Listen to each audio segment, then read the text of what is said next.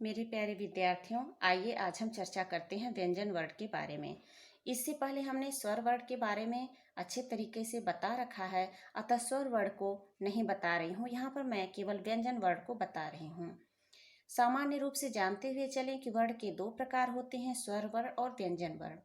क्योंकि पीछे टेट के एग्जाम में पूछ चुका है कि स्वर किसका भेद है, वर्ण का भेद है, संधि का भेद है, समास या पद का भेद है, तो इसका उत्तर होगा कि स्वर वर्ण का भेद है।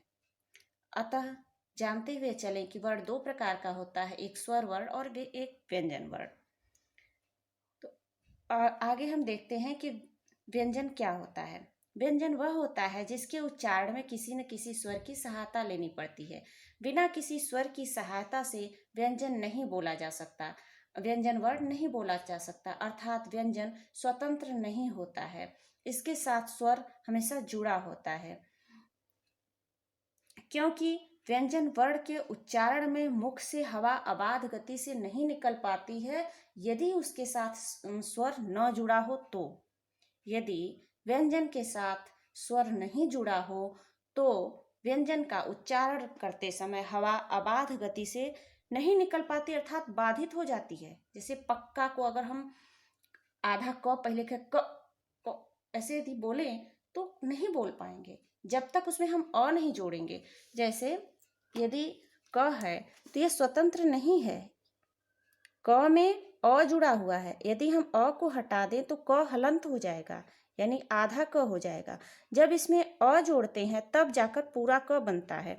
इसी प्रकार ख ग घ जितने भी व्यंजन वर्ण हैं उनमें अ जुड़ा हुआ है। जो बिना मात्रा के शब्द हैं उनकी बात बता रही हूँ। जो बिना मात्रा के बोले जाते हैं उनमें भी अ स्वर अवश्य ही जुड़ा होता है, और जो मात्रा के बोले जाते हैं उसमें तो स्वर जुड़ा ही जुड़ा है। तो इस प्रकार हमने देखा कि व्यंजन वर्ण स्वतंत्र नहीं होता है, व्यंजन वर्ण किसी न किसी स्वर की सहायता से बोला जाता है। क्योंकि यदि केवल व्यंजन वर्ण को बोला जाए, उसमें से स्वर को निकाल दिया जाए तो मुख से हवा अबाध गति से नहीं निकल पाती, अर्थात मुख से हवा निकलने में बाधित होती है। अर्थात जब हम बिना स्वर के व्यंजन वर्ण का उच्चारण करेंगे तो हवा बाधित होगी, अर्थात बीच में ही अटक जाएगी, आवाज पूरी नहीं निकल पाएगी। जब तक हम उसमें कोई स्वर नहीं जोड़ देते तब तक व्यंजन का उच्चारण ठीक प्रकार से नहीं किया जा सकता। तो आइए अब हम चर्चा करते हैं स्पर्श व्यंजन के बारे में। स्पर्श व्यंजन क्या होता है? जिन व्यंजनों के उच्चारण में जिह्वा का कोई न कोई भाग मुख के किसी न किसी भाग को स्पर्श करता है, इसे ही स्पर्श व्यंजन कहते हैं।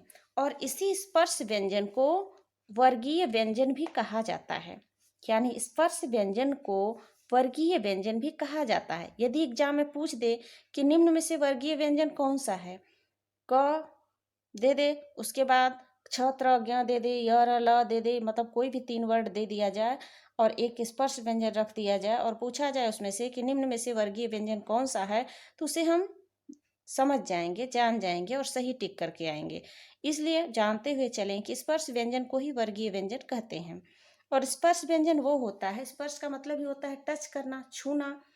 तो इसके नाम से ही हम जानते हुए चलें, समझते हुए चलें कि जिह्वा का कोई न कोई भाग, चाहे जिह्वा का चाहे अगला भाग हो, चाहे मध्य भाग हो, चाहे पश्च भाग हो, वह चाहे तालु को स्पर्श करे, चाहे ओठ को स्पर्श करे, चाहे दांत को स्पर्श करे, चाहे मसूड़ों को स्पर्श करे, स्पर्श व्यंजन के अंतर्गत आएगा। स्पर्श व्यंजन 25 होते हैं। इनको वर्गीय व्यंजन क्यों कहा जाता है? क्योंकि ये 5 वर्ग इनमें 5 वर्ग होते हैं। जैसे क वर्ग में क ख ग घ अंग, च वर्ग में च छ ज झ ञ, इसी प्रकार ट वर्ग, त वर्ग और प वर्ग। इस प्रकार 5 वर्ग हो गए और प्रत्येक वर्ग में 5-5 वर्ण है, तो 5 5 25। इस प्रकार 25 वर्ण स्पर्श व्यंजन के अंतर्गत आएगा और इनको इसीलिए वर्गीय व्यंजन कहा गया है। तो आइए अब आगे देखते हैं अनुनासिक व्यंजन कौन से होते हैं। अनुनासिक व्यंजन वे होते हैं जिन व्यंजनों के उच्चारण में वायु नासिका मार्ग से, नासिका अर्थात नाक से निकलती है, अनुनासिक व्यंजन कहलाते हैं। वे व्यंजन जिनके उच्चारण में हवा नाक से निकलती हो उनको अनुनासिक व्यंजन कहा जाता है। जैसे ञ, ङ, न, ड़, म।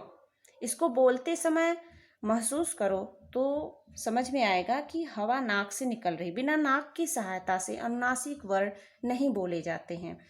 तो इसको हम इन वर्ण को मतलब इसी शब्द में, अनुनासिक शब्द में ही हम इसका अर्थ समझते हुए चलते हैं। देखो, अनुनासिक, अनु को हटा दे तो नासिक अर्थात नासिका, नाक, नाक से बोले जाने वाले जो ये 5 वर्ण हैं यही अनुनासिक व्यंजन हैं। अब आगे चल देखते हैं। तो आइए अब हम चर्चा करते हैं अंतस्थ व्यंजन के बारे में। जिन व्यंजनों के उच्चारण में मुख बहुत संकुचित हो और वायु स्वरों की भांति बीच से निकल जाए, उस समय उत्पन्न होने वाली ध्वनि अंतस्थ व्यंजन कहलाती है। अंतस्थ व्यंजन य, र, ल, व 4 होते हैं। यदि रटना हो तो इसको रट लें कि य, र, ल, व ये 4 वर्ण जो हैं ये अंतस्थ व्यंजन के अंतर्गत आते हैं। किंतु यह जानना आवश्यक है कि यह क्यों अंतस्थ व्यंजन है। यदि क्यों का अर्थ जान जाएंगे तो हम उसको अच्छी तरह से समझ लेंगे और फिर वह नहीं भूलेगा। यदि रटेंगे तो बार बार भूल सकता है तथा रटने पर ही एग्जाम में जब क्वेश्चन आता है तो वहाँ पर कंफ्यूजन होता है और आता हुआ क्वेश्चन गलत करके आ जाते हैं। यदि उसको अच्छे से समझ लें और साथ ही उसकी प्रैक्टिस भी किए हों तो वहाँ पर यानी एग्जाम में कोई कंफ्यूजन नहीं होता है।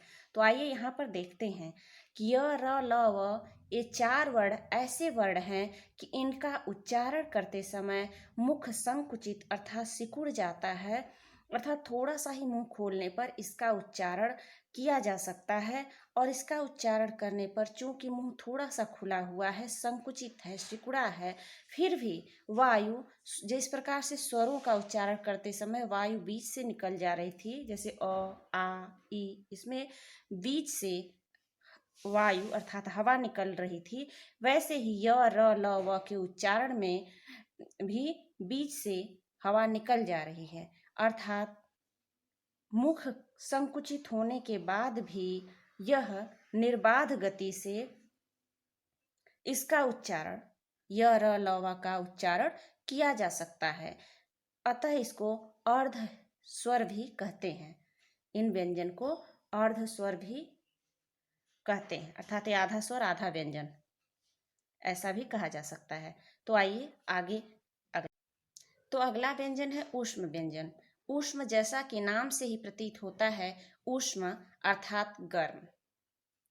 जिन व्यंजनों के उच्चारण में एक प्रकार की गर्माहट या सुरसुराहट सी प्रतीत हो वे ऊष्म व्यंजन कहलाते हैं। ऊष्म जैसा कि शब्द से ही महसूस हो रहा है कि ऊष्म अर्थात गर्म, गर्माहट का मतलब एकदम गर्म नहीं, वैसा प्रतीत होता है, सब अतः वैसा लगता है। जैसे श, श, श, ह, इसमें क्या थोड़ी सी सुरसुराहट भी है। इन वर्ण के उच्चारण में थोड़ी सी सुरसुराहट भी है। यदि इन चारों को हम याद कर लें, श, श, श और ह ऊष्म व्यंजन होते हैं। ठीक है, याद कर लिया। लेकिन ऊष्म यदि हम इसके शाब्दिक अर्थ को ही केवल ध्यान से देखें तो हम भूल नहीं पाएंगे। ऊष्म अर्थात गर्म, और जिन वर्णों के उच्चारण में हवा गर्म निकल रही थी या हवा में गर्माहट, एक प्रकार की गर्माहट थी, सुरसुराहट थी, वे ऊष्म व्यंजन है। ओके, आगे देखते हैं। तो आइए आगे का व्यंजन देखते हैं, उक्षिप्त व्यंजन। उक्षिप्त व्यंजन केवल 2 ही होते हैं, ड़ और ढ़। इसको आराम से याद किया जा सकता है, लेकिन जितना आराम से यह याद हो जाएगा उतना आराम से भूल भी जाएगा। अतः इसको थोड़ा सा समझते हुए चलेंगे तो नहीं भूलेगा। जिन व्यंजनों के उच्चारण में जिह्वा उल्टी हुई नोक तालु को छूकर झटके से हट जाती है उन्हें उक्षिप्त व्यंजन कहते हैं। तो यह रटने की चीज नहीं है, ये समझने की चीज है। किस व्यंजन के उच्चारण में जिह्वा उल्टी अर्थात जब ड़ और ढ़ कहें तो जिह्वा थोड़ा सा उल्टे मुड़ रही है, यानी ऊपर को मुड़ रही है और हल्का सा तालु को छूकर हट जा रही है। ड़, हड़, तो इस प्रकार यदि हम इसको समझ लें तो नहीं भूलेगा। आइए आगे देखते हैं। अब बारी आती है संयुक्त व्यंजन की। संयुक्त जैसा कि नाम से ही स्पष्ट, संयुक्त अर्थात जुड़ा हुआ, मिला हुआ। दो वर्ण अर्थात यहाँ पर व्यंजन से तात्पर्य है, क्योंकि यहाँ पर व्यंजन की बात चल रही है। जहाँ पर दो व्यंजन आपस में मिलकर एक नया व्यंजन बने, वही तो संयुक्त अक्षर है। अर्थात जैसे 6 वर्ण है तो क और श, षटकोण श वाला श, ये दोनों मिलकर तब एक छत्री छ जो है ये बन रहा है। इसी प्रकार त्र वर्ण को देखें तो ये भी संयुक्त व्यंजन है। त और र को मिलाकर त्र बन रहा, ग और ञ को मिलाकर ज्ञ बन रहा, और श और र को मिलाकर स्र बन रहा। इस प्रकार 4 वर्ण संयुक्त व्यंजन हैं, छ, त्र, ज्ञ और स्र, जिन व्यंजनों के उच्चारण में अन्य व्यंजनों की सहायता लेनी पड़ती है। अर्थात जब दो व्यंजन मिलते हैं तभी तो एक संयुक्त व्यंजन बन रहा है। तो इस प्रकार संयुक्त व्यंजन 4 होते हैं। यदि क्वेश्चन पूछे संयुक्त व्यंजन कितने होते हैं तो 4 होते हैं। कौन कौन से होते हैं वो तो स्पष्ट है, ये चारों, छ, त्र, ज्ञ, स्र। इसी को घुमा फिरा कर पूछता है, तो इसका थोड़ा सा अभ्यास कर लेंगे तो समझ में आ जाएगा और समझते हुए भी चलें।